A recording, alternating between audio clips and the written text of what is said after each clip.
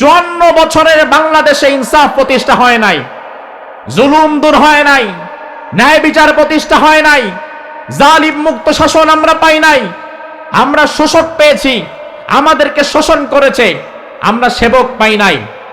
আজ যদি আপনারা ইনসাফ প্রতিষ্ঠা করতে চান, আজ যদি আপনারা বৈষম্য দূর করতে চান, যেই বৈষম্যের বিরুদ্ধে আবু সাইদ সহ হাজার হাজার যুবকেরা জীবন দিয়ে গেল, এই বৈষম্য যদি দূর করতে হয়, ইনসাফ যদি প্রতিষ্ঠা করতে হয়, কোন নেতা নেত্রীর আদর্শ দিয়ে সমাজে ইনসাফ প্রতিষ্ঠা হবে না। ইনসাফ প্রতিষ্ঠা করতে গেলে মুহাম্মদুর রাসূলুল্লাহর আদর্শ প্রয়োজন। আগামীর বাংলাদেশের জন্য আমরা আর কোন নেতা নেত্রীর আদর্শ দেখতে চাই না। বাংলাদেশকে রাসূলের আদর্শের ভিত্তিতে চালাতে হবে, ইনসাফের সমাজ কায়েম করতে হবে। কারা কারাবাজি দুই হাত তুলে আল্লাহর দেখা।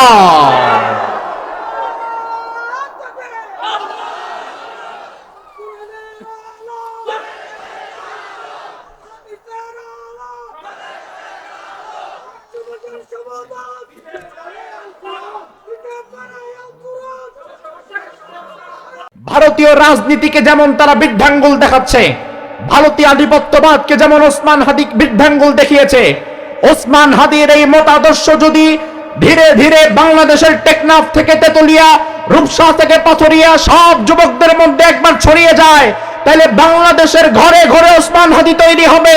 বাংলাদেশে আর কোনোদিন মুশরিক দাদা বাবুদের রাজনীতি চলবে না।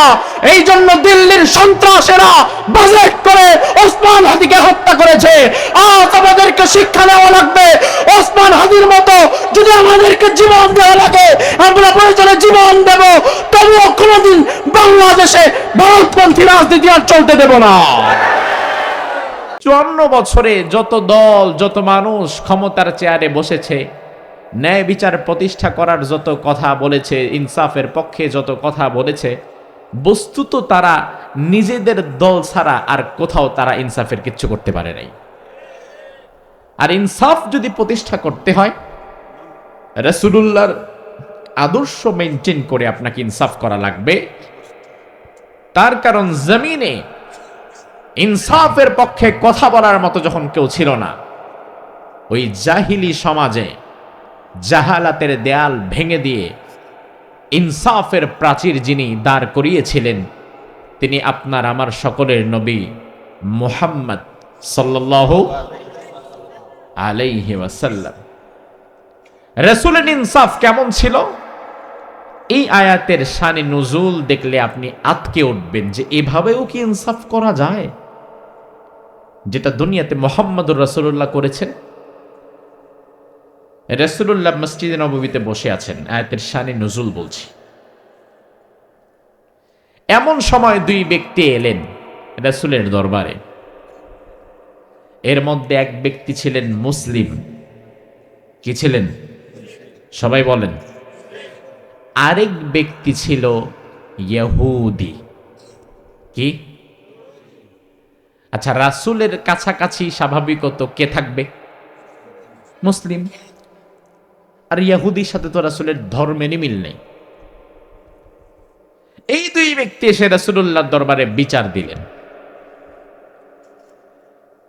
আপনি বোঝেন, ইহুদি পর্যন্ত রাসূলের কাছে বিচার প্রার্থী হওয়ার সাহস তো করেছেন। ইহুদির মনে এতটুকু জানাশোনা আছে যে না, মুহাম্মাদের কাছে গেলে অন্তত পক্ষে ন্যায় বিচার পাওয়ার একটা সম্ভাবনা। রাসূলুল্লাহ বললেন, কি বিচার? দুই ব্যক্তি বলল, মুসলিম ব্যক্তি বলল, ইয়া রাসূলুল্লাহ, আমি কিন্তু আপনার দলের, আমি মুসলমান।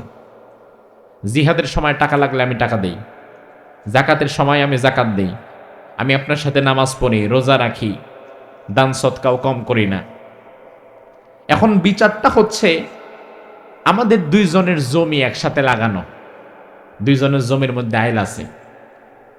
এখন এই ইহুদির জমিটা সামনে আর আমার জমিটা পড়ে গেছে পেছনে। তার জমির সামনের দিক দিয়ে একটা পানি আসার লাইন তৈরি হয়েছে, ওদিক দিয়ে পানি যায়। এখন আমি ইহুদিকে বলেছি, যদিও তোমার জমি সামনে, কিন্তু তুমি আগে পানি নিবা না, পানিটা আগে আমি আমার জমিতে দিব, এরপরে তুমি তোমার জমিতে দিবা। আমার পানি দেওয়ার আগে তুমি তোমার জমিতে পানি দিতে পারবে না। রাসূল বললেন না, এ বিষয়টা তো ঠিক নয়। কারণ ইসলামের একটা কমন নীতি হচ্ছে আল আউয়ালু ফাল আউয়াল, আগে আসবে যে আগে পাবে সে। যেহেতু পানির জমিটা তার আগে এবং তার জমির উপর দিয়ে পানির নালাটা চলে যাচ্ছে, এজন্য ইহুদি হলেও তো পানিটা আগে পাওয়ার হকদার সে। মসজিদের ক্ষেত্রেও আগে আসবে যে আগে বসবে সে। কিন্তু জুমার দিন আমরা দেখি অনেক আল্লাহর বান্দা আসে সবার পেছনে, আয়েশা মোটামুটি ঘাড় ডিঙ্গায়া সবার সামনে গিয়া বসতে চায়, এমন আছে না নাই? বিশাল বড় মাতবর হয়ে গেছে উনি। অথচ রাসূল বলেন মসজিদে কেউ যদি পরে এসে ঘাড় ডিঙ্গায় আগে যায়, একটা হচ্ছে জায়গা আছে ওখানে কেউ বসে নাই, আপনি গিয়ে বসেছেন, সমস্যা নাই। আরেকটা হচ্ছে মসজিদের কাতার পরিপূর্ণ, এর মধ্যে দিয়ে যদি আপনি ঘাড় ডিঙ্গায় সামনে যান, রাসূল বলেন ইত্তাখাযা জিসরান ইলা জাহান্নাম, প্রত্যেকটা কদম যেন সে জাহান্নামের দিকে ফেলল। মসজিদে আমরা যাই কি জান্নাতে যাওয়ার জন্য না জাহান্নামে যাওয়ার জন্য? কিন্তু আপনি যদি কোনোদিন সবার পরে গিয়া ঘাড় ডিঙ্গায়া সবার আগে গিয়া মাতবরি দেখান, রাসূল বলেন প্রত্যেকটা কদম তুমি জাহান্নামের দিকে দিলা। দুনিয়ার ভেতরে মসজিদ এমন এক জায়গা, যেই মসজিদে আল্লাহর বিধান চলে, রাসূলের আদর্শ চলে। এই জন্য এখনো পর্যন্ত দুনিয়ার কোথাও যদি ইনসাফ থেকে থাকে তাহলে সেটা মসজিদেই আছে। তার প্রমাণ হচ্ছে মসজিদের ভেতরে একজন মন্ত্রী যদি দাঁড়ায়, ওই মন্ত্রীর পাশে যদি জায়গা ফাঁকা থাকে, ওই ফাঁকা জায়গায় আপনাদের এলাকার একদম নিম্ন স্তরের একজন জুতা সেলাই করনেওয়ালা মুচি যদি দাঁড়াতে চায়, আপনি বাধা দিতে পারবেন? ওই মন্ত্রী পারবে? ওই মুচি এই মসজিদ ব্যতীত সমাজের আর একটা জায়গা দেখান যেখানে সে মন্ত্রীর সাথে কাঁধে কাঁধ মিলায় দাঁড়াতে পারবে? মসজিদ ব্যতীত আর একটা জায়গা সমাজে দেখান যেখানে ইনসাফ প্রতিষ্ঠা পেয়েছে, যেখানে মন্ত্রীর সাথে তার ড্রাইভার দাঁড়াতে পারবে, যেখানে মালিকের সাথে তার শ্রমিক দাঁড়াতে পারবে, যেখানে মন্ত্রীর সাথে জুতা সেলাই করনেওয়ালা মুচি কৃষক শ্রমিক দাঁড়াতে পারবে। সমাজে এমন কোনো জায়গা নাই। প্রত্যেকটা জায়গায় ভিআইপিদের জন্য আলাদা ব্যবস্থা, মধ্যবিত্তদের জন্য আলাদা ব্যবস্থা, গরিবদের লাইন আলাদা। কিন্তু মসজিদ এমন এক জায়গা, সর্বোচ্চ ক্ষমতাবান যেখানে দাঁড়াবে তার পাশে রাষ্ট্রের সর্বনিম্ন স্তরের ব্যক্তিও দাঁড়াতে পারবে। এটা সম্ভব হয়েছে কেবলমাত্র রাসূলের আদর্শের ভিত্তিতে মসজিদ প্রতিষ্ঠা এবং মসজিদ চলমানের পদ্ধতির কারণে। আমার ভাই ভালো করে বোঝেন, মসজিদটা আল্লাহর ঘর, আর মসজিদটা চলেও রাসূলের নির্ধারিত নিয়ম কানুন অনুযায়ী। এই জন্য ইমাম সাহেব পরিবর্তন হয়, মুয়াজ্জিন পরিবর্তন হয়, কমিটির পরিবর্তন হয়, কিন্তু নামাজের পরিবর্তন হয় না, আজানের পরিবর্তন হয় না। তার কারণ ইমাম আসবে, ইমাম যাবে, খতিব আসবে, খতিব যাবে, মুয়াজ্জিন আসবে, মুয়াজ্জিন যাবে। কিন্তু মসজিদটা যেহেতু রাসূলের পদ্ধতিতে চলছে, যেই আসবে না কেন তাকে রাসূলের পদ্ধতিতেই চালানো লাগবে, নিজের বাপের পদ্ধতিতে চালানো হবে না। বাংলাদেশটাকেও যদি আমরা আল্লাহ এবং তার রাসূলের পদ্ধতিতে চালাতে পারতাম, সরকার আসতো, সরকার যেত, দল আসতো, দল যেত, এক দল আসতো, আরেক দল যেত। কিন্তু মসজিদ যেমন ইমাম আসে, ইমাম যায়, মুয়াজ্জিন আসে, মুয়াজ্জিন যায়, নামাজের কোনো হেরফের হয় না। বাংলাদেশেও দলের পরিবর্তন হতো, ক্ষমতার পরিবর্তন হতো, কিন্তু শান্তির পরিবর্তন হতো না। এই যে মসজিদ, ইনসাফ সেখানে আছে, কারণ সেখানে রাসূলের আদর্শ আছে। এখন সমাজেও যদি আমরা ইনসাফ প্রতিষ্ঠা করতে চাই, তাহলে রাসূলের আদর্শ সমাজে বাস্তবায়নের দরকার আছে না নাই? আল্লাহর হাবিব সাল্লাল্লাহু আলাইহি ওয়াসাল্লাম বললেন,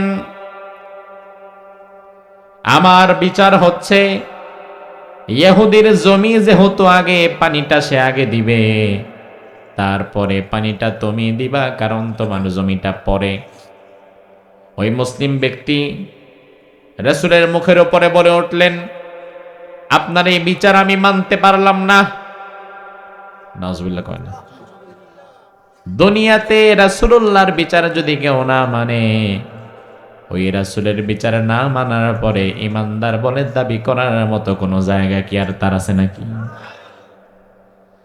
ওই মুসলিম ব্যক্তি এবার বের হয়ে গেলেন, ইহুদিকে বললেন, এই শোনো, এই বিচার কিন্তু চূড়ান্ত না, আমি আরেকজনের কাছে চলে যাব, দেখি সে কি বিচার করে। কারণ আমার ভাই, বাংলাদেশের নিয়ম আছে, আপনার কোনো একটা বিচার ফায়সালা যদি হাইকোর্টে ওঠে, হাইকোর্টের বিচার যদি আপনার ভালো না লাগে, হাইকোর্টের বিচারের বিরুদ্ধে নতুনভাবে আবার সুপ্রিম কোর্টে গিয়ে আপনি আপিল করতে পারবেন। সুপ্রিম কোর্টের বিচারক যদি আগের বিচারটা ভালো মনে না করে, তাইলে পরিবর্তন করে নতুন আরেকটা রায় দিতে পারবে। এই ক্ষমতা বাংলাদেশ সরকার সুপ্রিম কোর্টকে দিয়ে রেখেছে। হাইকোর্টের বিচার সুপ্রিম কোর্ট পরিবর্তন করার ক্ষমতা রাখে, কিন্তু সুপ্রিম কোর্টের বিচার যদি আপনার ভালো না লাগে, তাইলে মুড়ি খাওয়া ছাড়া উপায় নাই। কারণ বাংলাদেশের সুপ্রিম কোর্টের ওপরে বিচার করতে পারে এমন বিচার বিভাগ তৈরি হয় নাই। আমার ভাই, তাহলে এবার ভালো করে বোঝেন, দুনিয়াতে রাসূলুল্লাহ যদি কোনো বিচার একবার করে দেয়, কোনো রায় একবার যদি দিয়ে দেয়, রাসূলুল্লাহর বিচারকে বাদ দিয়া নতুন ভাবে আরেকটা বিচার করতে পারবে এমন ক্ষমতা আকাশের নিচে জমিনের উপরে কারো আছে? আছে? তার রাসূলের বিচার ভালো লাগে নাই, চলে গিয়েছে আবু বকর সিদ্দিক রাদিয়াল্লাহু আনহুর কাছে, গিয়ে বলল, আবু বকর, আমরা একটা বিচার নিয়ে আসছি, এই বিচারটা সানি করায়া দাও। সানি মানে দ্বিতীয়।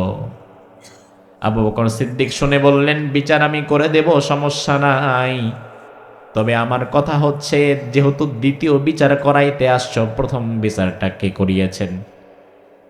ওই ব্যক্তি বলল, প্রথম বিচার করেছেন মুহাম্মদ সাল্লাল্লাহু। আবু বকর সিদ্দিক বললেন, এই মিয়া, তুমি কি পাগল নাকি? কার কাছে আসছো তুমি?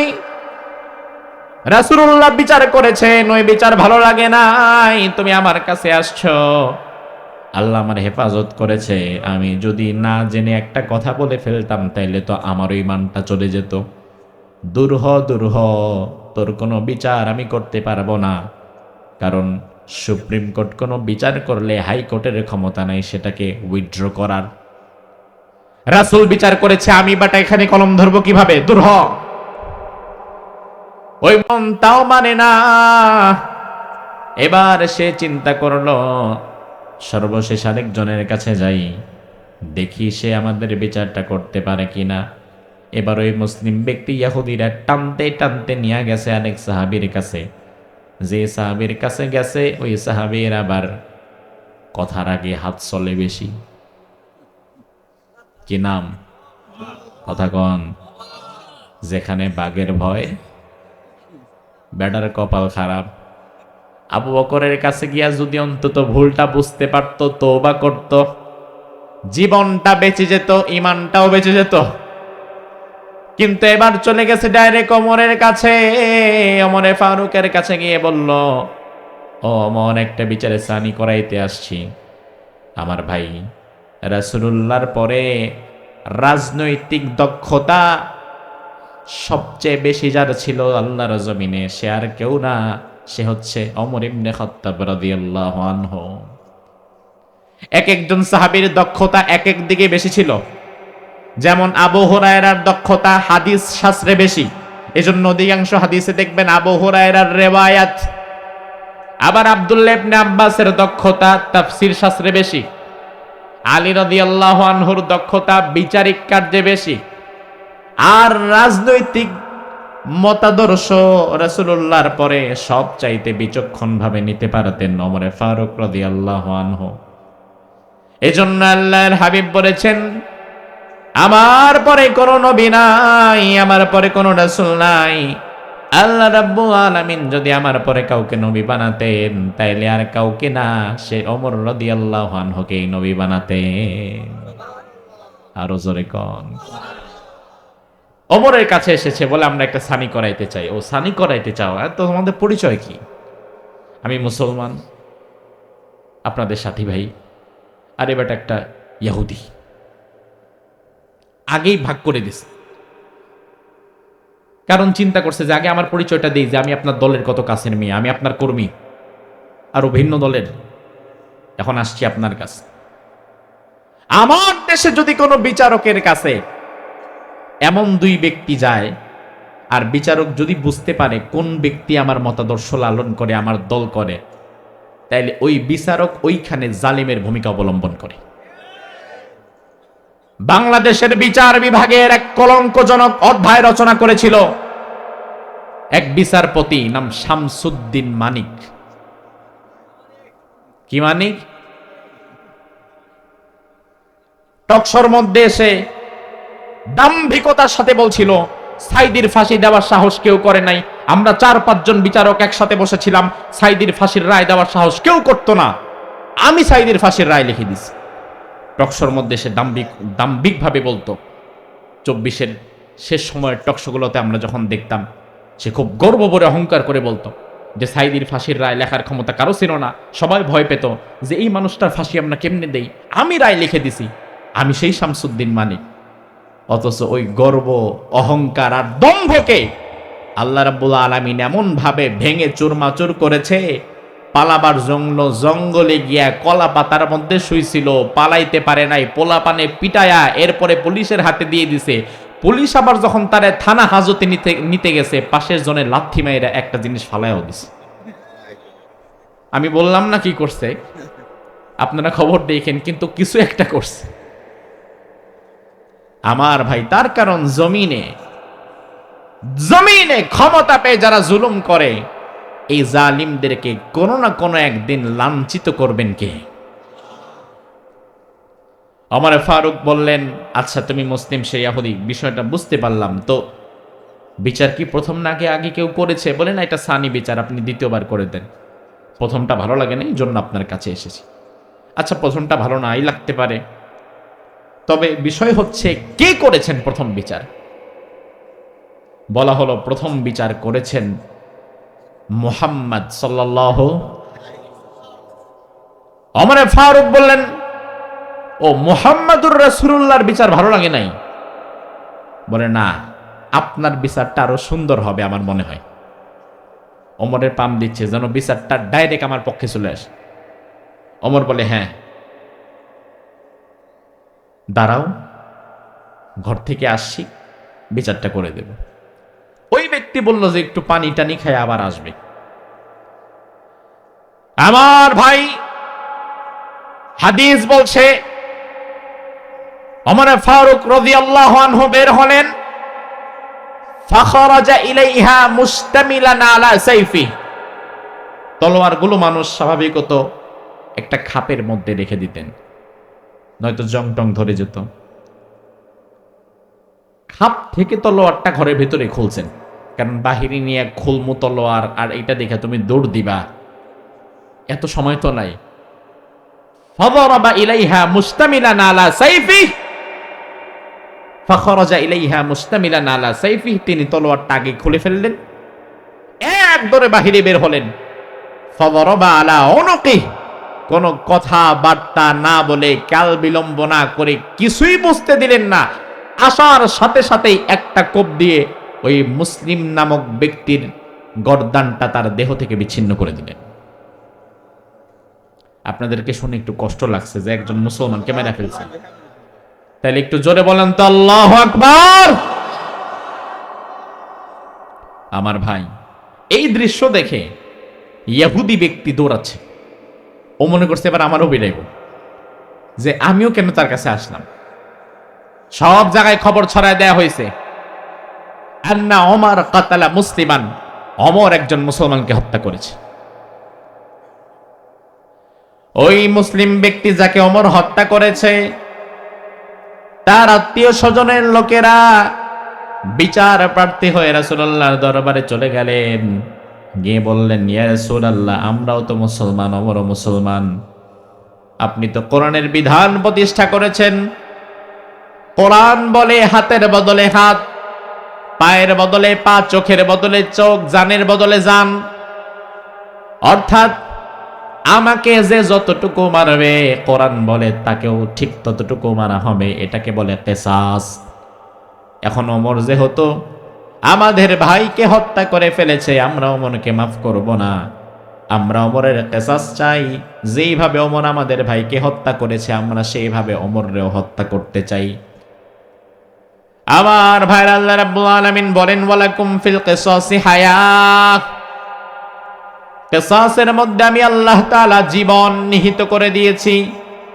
স্বাভাবিকত আপনার মনে হবে আপনাকে একজন মানুষ হত্যা করেছে, বিনিময়ে তারে আবার যদি হত্যা করা হয় তাইলে তো মরে যাবে দুইজনই। কিন্তু আল্লাহ বললেন না, তোমাকে যে হত্যা করবে বিনিময়ে তারেও সেইভাবেই হত্যা করা হবে। এই কিসাসের মধ্যে আমি জীবন নিহিত করেছি। তার মানে তোমাকে যে হত্যা করবে তাকে যদি সেইভাবে হত্যা করে ফেলা হয় তাহলে ভবিষ্যতে খুনি যারা, হত্যাকারী যারা, যারা মানুষকে টাকার বিনিময়ে হত্যা করে তারা ভয়ে আর এই কাজ করবে না। আর যদি দেখা যায় তোমাকে হত্যা করার পরে খুনি পার পেয়ে গেছে তাইলে ভবিষ্যতে তার দ্বারা আরো শত শত খুন হওয়ার সম্ভাবনা আছে না নাই? এই যে ওসমান হাদিকে হত্যা করলো, যেই ছেলেটা ওসমান হাদির মাথায় গুলি করলো, তার পাস্ট রেকর্ড বলে সে আগেও এই ধরনের কাজ একাধিকবার করছে। সে জেলে ছিল, তাকে জামিনে বের করায় আনা হয়েছে। এই 5ই আগস্টের পরে কিন্তু তাকে জামিনে বের করায় আনা হয়েছে। এর কিছুদিন পরে ওসমান হাদিকে হত্যা করা হয়েছে। প্রকাশ্য দিবালোকে ওসমান হাদি ইনসাফের পক্ষে কথা বলেছে, ভারতের আধিপত্যবাদের বিরুদ্ধে কথা বলেছে, সমাজের ন্যায় প্রতিষ্ঠার পক্ষে কথা বলেছে। আপনার সাথে তার রাজনৈতিক মত ভিন্নতা থাকতেই পারে, দলের মতো ভিন্নতা থাকতেই পারে, কিন্তু মুসলমান হিসাবে ইনসাফের পক্ষে যে কথা বলবে, আধিপত্যবাদীদের বিরুদ্ধে যে কথা বলবে, ভারতের মুশরিকদের বিরুদ্ধে যারা কথা বলবে, সমাজের জালিম স্বৈরাচারের বিরুদ্ধে যারা কথা বলবে, তারা আমার ভাই, তারা আমার ভাই। ওসমান হাদির মাথার মধ্যে গুলি করে ফেলা হলো প্রকাশ্য দিবালোকে। আজ প্রায় 1 মাস হতে চলল, তার কোনো বিচার হয় নাই। উপদেষ্টা পরিষদ থেকে আমাদেরকে বলা হয়েছে ধৈর্য ধরেন, 90 দিনের মধ্যে বিচার পাবেন। আমি আজ কোরআন সামনে আপনাদের বলে দিয়ে যাই, 90 দিন তো দূরের কথা, হিসাবটা মিলায় নেবেন, 90 বছরেও ওসমান হাদির হত্যার বিচার করতে পারবেন না, পারবেন না আপনারা। তার কারণ এই রাষ্ট্র ওসমান হাদিকে খুন করেছে, এই সমাজ ব্যবস্থা ওসমান হাদিকে হত্যা করেছে। অন্যথায় ইনসাফের পক্ষে কথা বলার কারণে, আধিপত্যবাদীদের বিরুদ্ধে কথা বলার কারণে ওসমান হাদির মাথায় যেভাবে গুলি করা হয়েছে, ইনস্ট্যান্ট ওই হত্যাকারীকে ধরে ইসলাম বলে তার মাথায় ওইভাবে একটা গুলি করে দাও, এটাই হচ্ছে কিসাস, এটাই হচ্ছে কিসাস। তাহলে একজনের এই রকমের পরিণতি দেখে সমাজের বাকি কালপিট গোলা সোজা হয়ে যাবে। অথচ আজ বলা হচ্ছে ধৈর্য ধরেন, বিচার পাবেন, এই পাবেন, সেই পাবেন, মব সৃষ্টি করবেন না, এই করবেন না, সেই করবেন না। আমার ভাইরা, আজ আপনাদেরকে শুনে রাখতে হবে, একজন মানুষকে বর্তমান খুন করার জন্য বেশি কিছু লাগে না। 10,000 টাকা হাতের মধ্যে যদি কোনো গাঞ্জাখোররে দেন, গাঞ্জাখোররে যদি 10,000 টাকা দিয়ে বলেন তারে খুন করে ফেলবা রাতের আধারে, ওই গাঞ্জাখোর গাঞ্জার ঠেলায় 10,000 টাকা নিয়ে একজন মানুষকে খুন করে ফেলবে। বেশি কিচ্ছু না, 10,000 টাকা দিয়ে আপনি মানুষকে খুন করাইতে পারবেন। সেখানে ওসমান হাদিকে খুন করার জন্য বাজেট হয়েছে 219 কোটি টাকা। মাথায় ঘিলু থাকলে বুঝেন, একজন সাধারণ মানুষ যার কোনো দল নাই, লোক নাই, নেতা নাই, কর্মী নাই, কিচ্ছু নাই, কিন্তু তারে খুন করার জন্য যখন 219 কোটি টাকার বাজেট হয় তখন বোঝা লাগবে খেলাটা ন্যাশনাল লেভেলে ছিল না, খেলা হয়েছে ইন্টারন্যাশনাল লেভেলে।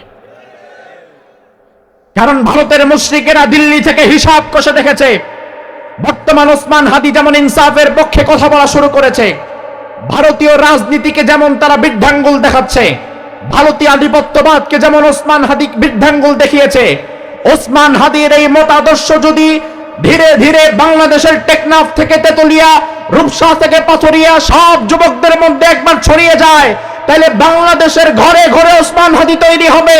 বাংলাদেশে আর কোনোদিন মুশরিক দাদা বাবুদের রাজনীতি চলবে না।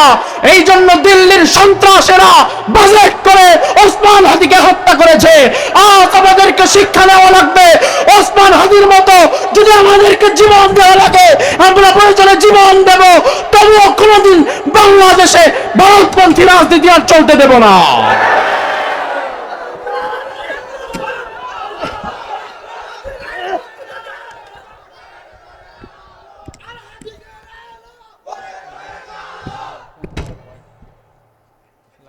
আমার ভাই, তার কারণ হচ্ছে ওসমান হাদির মৃত্যুর পরে যদি বিষয়টা এমন হয় বাংলাদেশে আর কেউ প্রতিবাদ করে না, ইনসাফের পক্ষে কথা বলে না, আধিপত্যবাদীদের বিরুদ্ধে কথা বলে না, তাহলে বিষয়টা হচ্ছে এমন যে তারা যেটা চেয়েছিল তারা এটা পেয়ে গেছে।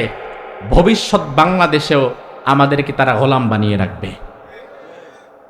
কিন্তু যদি এমন হয় যে ওসমান হাদির ইন্তেকালের পরে, ওসমান হাদির শাহাদাতের পরে এই সমাজের মানুষ ওসমান হাদির যে মতাদর্শ ছিল ইনসাফের সেটা ধারণ করেছে এবং এই সমাজের যুবকেরা ওসমান হাদির পথে অগ্রসর হয়ে এই সমাজে জুলুমের বিরুদ্ধে দাঁড়িয়েছে, একজন ওসমান হাদির বিদায়ের পরে সমাজে আরো 10টা ওসমান হাদি দাঁড়িয়ে গিয়েছে, তাহলে এই বাংলাদেশে কোনোদিন আমাদেরকে কেউ জুলুম করে টিকে থাকতে পারবে না।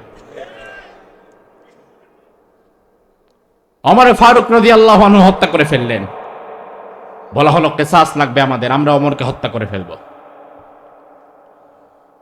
রাসূলুল্লাহ বললেন, আহারে আমি তো ভাবতেই পারি না, লা আযুন্নু আন্না ওমর কাতালা মুসলিমান, আমার ওমর একজন মুসলমানকে হত্যা করবে, আমি ভাবতেই পারছি না, কারণ ওমর রাসূলের কলিজার টুকরা। আল্লাহর হাবিব সাল্লাল্লাহু আলাইহি ওয়াসাল্লাম ইসলাম ওমর ফারুক গ্রহণ করার আগে ওমর ফারুকের জন্য আল্লাহর দরবারে দোয়া করে বলেছিলেন, আল্লাহ ইসলামের জন্য তুমি ওমরে দাও অথবা আবু জেহেলকে দাও, দুইজনের একজনকে তুমি ইসলামে দাও যেন ইসলামকে নিয়ে আমরা এগিয়ে যেতে পারি। আল্লাহ রাব্বুল আলামিন আবু জেহেলের জন্য দোয়া কবুল করে নাই, কিন্তু ওমরের জন্য কবুল করে নিয়েছে। রাসূল বলেন, হারে ওমর রে, তো আমি ইসলামে চেয়ে আনছিলাম, আমার ওমর আজকে একজন মুসলমানকে হত্যা করে ফেলেছে, এটা তো আমি ভাবতেই পারি না, কিন্তু যেহেতু হত্যা করে ফেলেছে তাইলে আমার হাতেও আর কিছুই নাই, কারণ আল্লাহর হুকুম যেটা এটা সবার জন্যই সমান। কিসাস নেওয়া লাগবে, ওমরে ডাকো, দাঁড় করাও, ওমররেও হত্যা করে ফেলা হবে।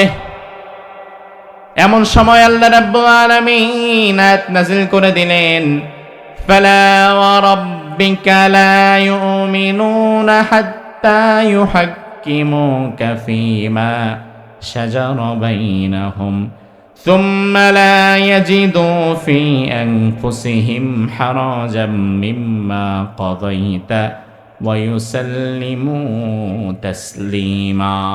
চিৎকার দিয়ে বলেন আল্লাহু আকবার। আল্লাহ রাব্বুল আলামিন বললেন, ও নবী, ফালা ওয়া রাব্বিক, আপনার রবের কসম, অর্থাৎ আল্লাহ তার নিজের কসম করলেন। আল্লাহ রাব্বুল আলামিন বললেন, নবী আপনার রবের কসম, যে মানুষগুলো ইসলাম গ্রহণের পরে, ঈমানদার দাবি করার পরে আপনার দেওয়া কোনো একটা কথা যাদের ভালো লাগবে না, আপনার অর্থনীতি যাদের ভালো লাগবে না, আপনার সমাজনীতি যাদের ভালো লাগবে না, আপনার ব্যবসা নীতি যাদের ভালো লাগবে না, আপনার পারিবারিক নীতি যাদের ভালো লাগবে না, আপনার রাজনীতি যাদের ভালো লাগবে না, আপনার বিচারের নীতি যাদের ভালো লাগবে না, আমি আল্লাহ বললাম ওই লোকগুলো আসলে ঈমানদার না, তারা মুনাফিক। তারা কি আমাদের সমাজে এমন আছে না নাই? নামাজ পড়বে রাসূলের আদর্শের ভিত্তিতে, সমস্যা নাই। রোজা রাখবে রাসূলের মতো করে, সমস্যা নাই। হজ একবারের জায়গায় 14 বার করবে, সমস্যা নাই। তাদেরকে যদি বলেন নামাজটা যেভাবে রাসূলের আদর্শে পড়েন, মসজিদটা যেভাবে রাসূলের আদর্শে চালান, হজ যেভাবে রাসূলের আদর্শে করেন, একইভাবে সমাজটাকেও রাসূলের আদর্শে চালানো লাগবে, সংসদটাকেও রাসূলের মতো করে চালানো লাগবে। ওই মানুষগুলো তখন এই কথাগুলো আর মানতে চায় না। তার কারণ আপনার নেতা ভালো করেই জানে মসজিদে রাসূলের আদর্শ চললে সমস্যা নাই, মসজিদে কোরআন তেলাওয়াত চললে সমস্যা নাই, তারাবিতে 1 খতমের জায়গায় 10 খতম দিলে সমস্যা নাই। কিন্তু কোরআনটারে যদি সংসদের মধ্যে ঢুকায় দেওয়া হয়, তাইলে তোমার নেতার চান্দাবাজি আর ধান্দাবাজি ঠিক থাকবে না। এই জন্য তোমার নেতা মসজিদে কোরআন মানবে, সমাজে মানবে না। কিন্তু আমার ভাই, আমার আল্লাহ বললেন, ইসলাম গ্রহণের পরে কেউ যদি ইমানদার দাবি করে নিজেকে, তাইলে জীবনের সব জায়গাগুলো রাসূলের মতো করার দরকার আছে না নাই? আল্লাহর হাবিব বললেন, আল মুমিনু কাল জামালিল আনিফ, ইমানদার ব্যক্তির উদাহরণ হচ্ছে নাকে রশি বাঁধানো উটের ন্যায়। 1500 বছর আগে আরব সমাজে উটের প্রচলন বেশি ছিল, আজও তুলনামূলক আমাদের চাইতে বেশি। বাংলাদেশে যেমন গরু অ্যাভেলেবেল, এখনো সৌদি আরবে উট অ্যাভেলেবেল। 1-150 উট কন্ট্রোল করার জন্য একজন রাখাল রাখা হতো। একজন রাখালের হাতে 1 থেকে 150 উট দিয়ে দেয়া হতো। আমার ভাই জবাব দেন, উটের শক্তি বেশি না মানুষের শক্তি বেশি? কথা কয় না। শক্তি বেশি উটের। এখন আপনাকে দেয়া হয়েছে 100 উট। 100 উট যদি 100 দিকে দৌড় মারে, ডানে বামে সামনে পেছনে, আপনি ধরবেন কোনটারে? কেউ তো কথা শুনবে না। এই জন্য প্রাচীন আরবের লোকেরা উটকে বাজার থেকে কেনে তার নাকের মধ্যে লোহার আংটা দিয়া এই যে নাকটা ছিদ্র করে ফেলতো, ওই নাকের ভেতরে এবার রশি টানায় দেয়া হতো। রশির এক মাথা নাকে তো আরেক মাথা থাকতো রাখালের হাতে। উট যতই শক্তিশালী হোক, নাক তো শক্তিশালী না, নাক তো নরম। এই জন্য উটের রশিটা যখন থাকতো নাকের মধ্যে ঢোকানো, আর আরেক মাথা যখন রাখালের হাতে, ওই উট রাখালের মতো চলতে তখন বাধ্য হতো। রাখাল যদি ডানে যায় উট ডানে যায়, রাখাল যদি বামে যায় উট বামে যায়, রাখাল যদি দাঁড়ায় উট দাঁড়ায়, রাখাল যদি বসে উট বসে। তার কারণ উট ভালো করেই জানে আমার রাখালের হাতে আমার নাকের রশি। এবার রাখাল যদি ডানে যায় আর আমি যদি বামে যাই, আমার নাকটা থাকবে না, ছিঁড়ে যাবে। ঠিক রাসূল বললেন, তোমাদের কেউ যখন ইসলাম গ্রহণ করে, মুসলমান দাবি করে, ইমানদার হয়, আল্লাহ রাব্বুল আলামিন তার জীবনের মধ্যে একটা ইসলামের রশি ঢুকায় দেয়। ইসলাম গ্রহণের আগে আপনি যা খুশি তাই করেন, সুদ খান, ঘুষ খান, জিনা করেন, মদ খান, যা খুশি তাই করেন, তাতে সমস্যা নাই। কিন্তু ইসলাম গ্রহণের পরে আপনি আর আগের মতো চলতে পারবেন না। আপনার জীবনে আপনার রব একটা রশি ঢুকায় দিয়েছে ইসলামের। ইসলাম গ্রহণের আগে আপনি ব্যবসায় সুদ ঢুকাইলে সমস্যা নাই, সেটা আপনার বিষয়। কিন্তু ইসলাম গ্রহণের পরে আপনার ব্যবসা করা লাগবে সেভাবে, আপনার আল্লাহ চাইবেন যেভাবে। ইসলাম গ্রহণের পরে আপনার পরিবার চালানো লাগবে সেভাবে, আপনার আল্লাহ চাইবেন সেভাবে। ইসলাম গ্রহণের পরে আপনার রাজনীতিটাও করা লাগবে সেভাবে, আপনার আল্লাহ চাইবেন যেভাবে। ইসলাম গ্রহণের আগে যা খুশি তাই করেন, আপনারে আল্লাহ তাআলা জোর করে ইসলাম গ্রহণ করায় নাই। ইসলামটাকে আপনাকে স্বেচ্ছায় জেনে বুঝে গ্রহণ করা লাগবে। এমন না যে আমার মতো বান্দা ইসলাম থেকে বের হয়ে গেলে আল্লাহর ক্ষতি হয়ে যাবে। বিষয়টা কেমন? আমার ভাই ভালো করে বোঝেন, বাংলাদেশের সবচাইতে ইন্টেলেকচুয়াল বাহিনী যারা, সবচেয়ে ক্ষমতাধর বাহিনী কারা? কোন বাহিনী? সেনাবাহিনী। আপনাদের এই বাঁশখালী সাতকানিয়াতে সেনাবাহিনীর চাকরি করে এমন যুবক আছে না নাই? আছে তো। আমার ভাই লক্ষ্য করেন, সেনাবাহিনী প্রতি বছর একটা সময় সার্কুলার দেয় লোক নিয়োগের জন্য। ওই মুহূর্তে আপনি যদি স্বেচ্ছায় সেখানে যান, এরপরে তারা আপনাকে যাচাই বাছাই করে নিবে, তবে আপনার স্বেচ্ছায় যাওয়া লাগবে। সেনাবাহিনীর এত অভাব পড়ে নাই যে আপনার বাড়িতে এসে আপনারে তেল মারবে, ভাই চলেন আপনার একটা সেনাবাহিনীর চাকরি দেই, এত ঠেকানা। বরং তোমার লাগলে তুমি আসো, আসার পর আপনাকে নিজের স্বেচ্ছায় সেনাবাহিনীতে যাওয়া লাগবে। এরপরে আকার ওকারে যদি আপনি ঠিকঠাক মিলেন, তাইলেই তারা নিবে। কিন্তু নেওয়ার পরে শেষ না, নেওয়ার পরে আবার এমন ট্রেনিং দিবে যেই ট্রেনিং সহ্য করতে না পাইরা মানুষ আবার পালায়া যায়। এমন কঠিন ট্রেনিং আছে না নাই? আপনি এবার সেনাবাহিনীতে যাওয়ার পরে আর নিজের মন মতো জামা পরতে পারবেন না, সেনাবাহিনীর মতো পরা লাগবে। নিজের মন মতো চুল রাখতে পারবেন না, সেনাবাহিনীর মতো করে রাখা লাগবে। নিজের মন মতো জুতাও পরতে পারবেন না, সেনাবাহিনীর মতো করে পরা লাগবে। এলাকায় আপনি যেমন খুশি তেমন ভাবে থেকেছেন, কিন্তু সেনাবাহিনীর চাকরিতে ঢোকার পরে তাদের প্রত্যেকটা নিয়ম কানুন মেনে চলা লাগবে। ইসলামটাও তেমন, আল্লাহ আপনারা জোর করে হাতে পায়ে ধরে আনে নাই যে আসেন আসেন, ইসলামের লোক অনেক কম, আপনি একটু আসেন ইসলামের উপকার করেন, দরকার নাই। আল্লাহ বলেন ফামাংশা ফালইউমিন ওয়া মাংশা ফালইয়াকফুর, হয়তো ঈমান আনো নয়তো কুফরি করে বের হয়ে যাও, আমার কোনো সমস্যা নাই। ইসলামের মধ্যে হয়তো থাকো নয়তো বের হয়ে যাও, আমার কোনো অভাব নাই। আপনাকে স্বেচ্ছায় ইসলামে আসা লাগবে, কিন্তু ইসলামে আসার পরে আপনি আর আপনার মন মতো চলতে পারবেন না। আপনাকে চলা লাগবে আপনার রবের হুকুম অনুযায়ী, তার আইন অনুযায়ী। সেনাবাহিনীতে যাওয়ার আগে যেমন খুশি তেমন চলেছেন, তাতে সমস্যা নাই, কিন্তু সেনাবাহিনীতে ঢুকার পরে তার মতো চুল রাখা লাগে, তার মতো জুতা পরা লাগে, তার মতো জামা পরা লাগে। ইসলামে আসার পরেও মন মতো আর ব্যবসা করতে পারবেন না, ব্যবসা করা লাগবে হালালভাবে। মন মতো পরিবার নিয়ে বেপরদায় ঘুরতে পারবেন না, পরিবার নেওয়া লাগবে পর্দার সাথে। মন মতো মানুষের হক মারার রাজনীতিও করতে পারবেন না। রাজনীতি যদি করতে চান সেটাও করা লাগবে মুহাম্মাদুর রাসূলুল্লাহর ভিত্তিতে।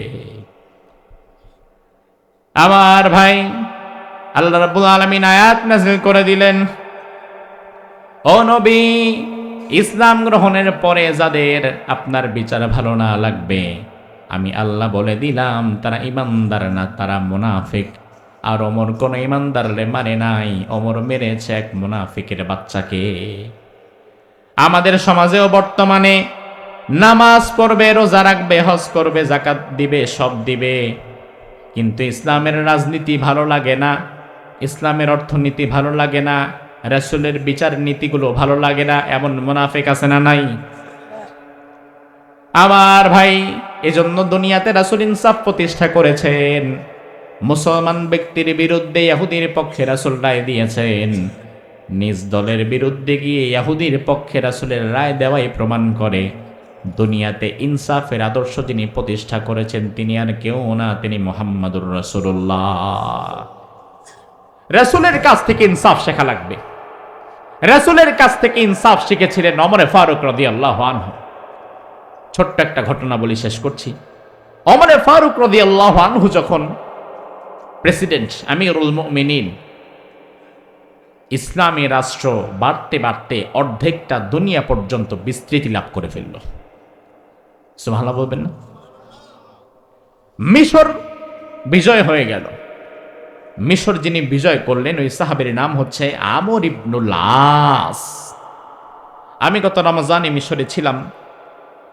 বাংলাদেশের বর্ডারের পাশে যেমন ইন্ডিয়া, মিশরের বর্ডারের পাশে ফিলিস্তিন।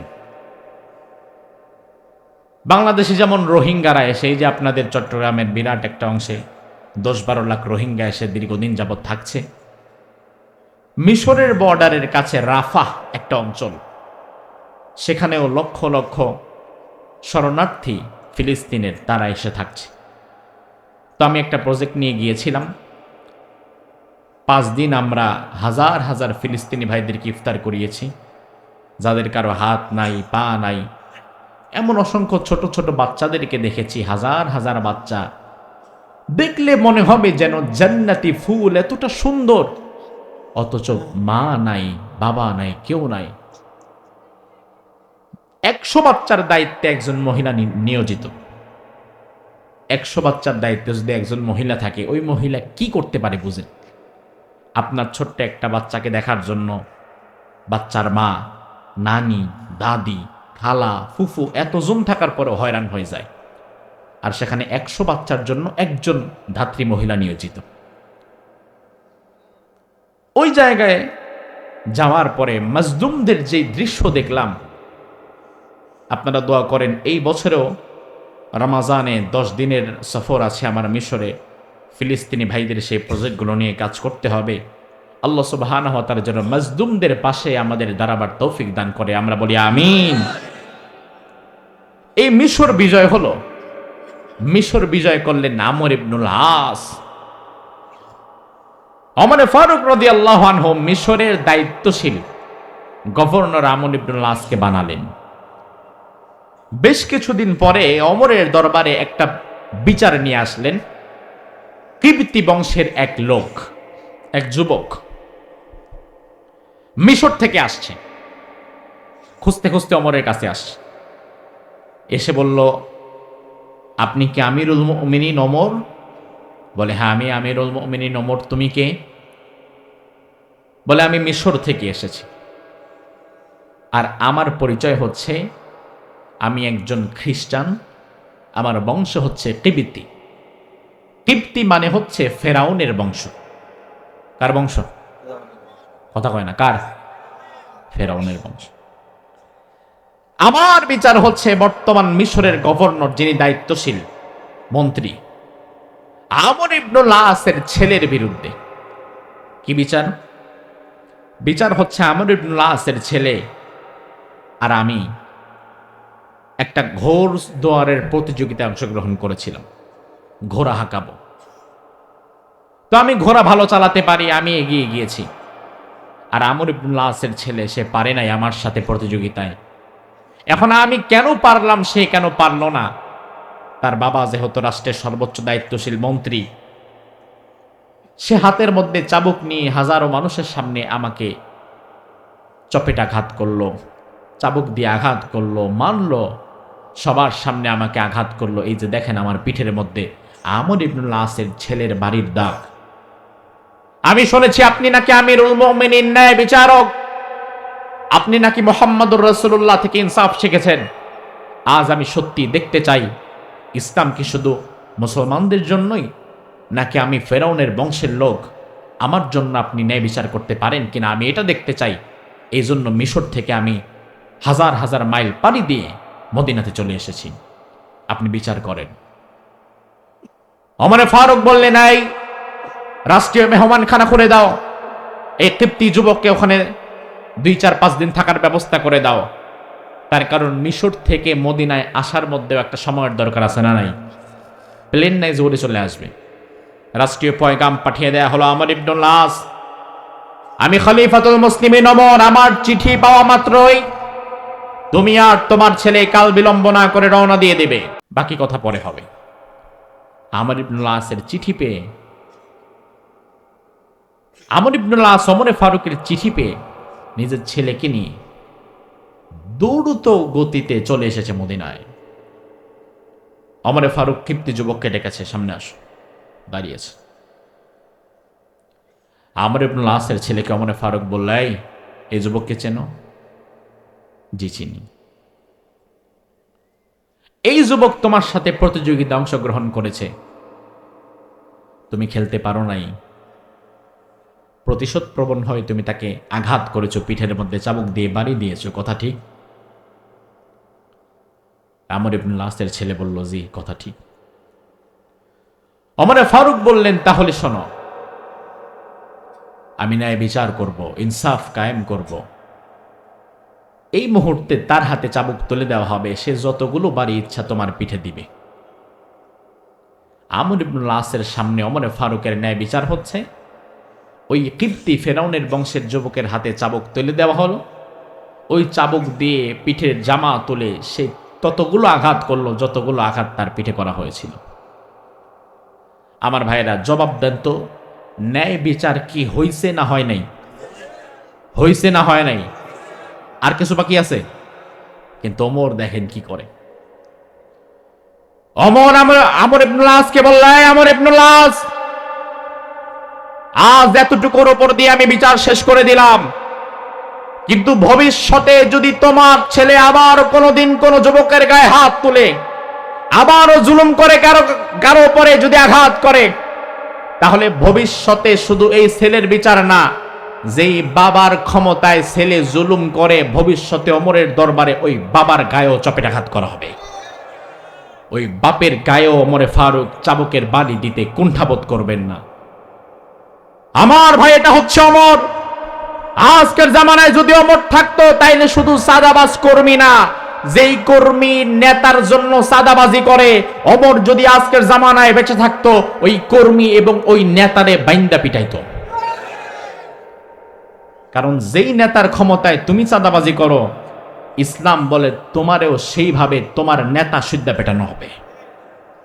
এই হচ্ছে অমর, দুনিয়ার বুকে ইনসাফ প্রতিষ্ঠা করেছিলেন। আজ আমরা যদি ইনসাফের সুশাসন দেখতে চাই,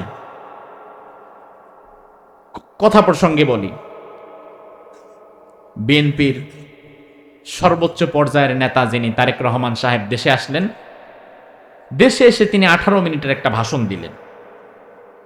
সেই ভাষণের একটা জায়গায় তিনি বললেন, যেই দলই ক্ষমতায় আসুক না কেন আমরা চেষ্টা করব নবী করিম সাল্লাল্লাহু আলাইহি ওয়াসাল্লামের ন্যায় পরায়ণতার ভিত্তিতে দেশ চালাতে। এ কথা কি আপনারা শুনেছেন? এ কথা আমরা শুনেছি। আমার ভাই, এই কথার সাথে আমরা সবাই একমত। কারণ বিএনপি হোক, জামাত হোক, জাতীয় পার্টি হোক, হেফাজত, খেলাফত, জাসদ, বাসদ, জমিয়ত, তরিকত, যেই হোক না কেন, রাষ্ট্র চালাতে হবে রাসূলের পদ্ধতিতে।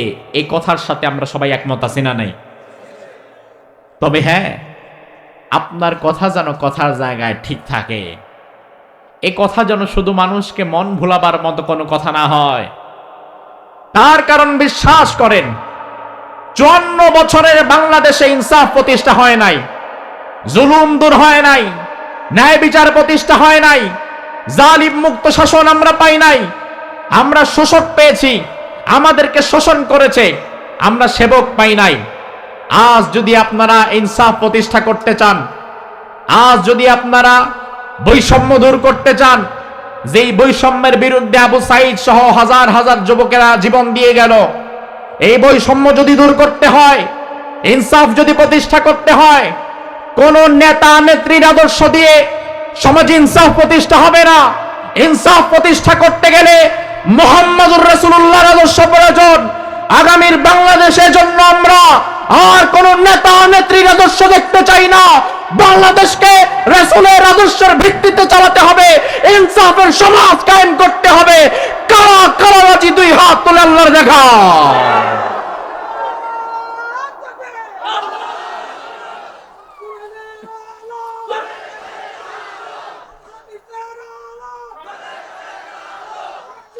সমাধান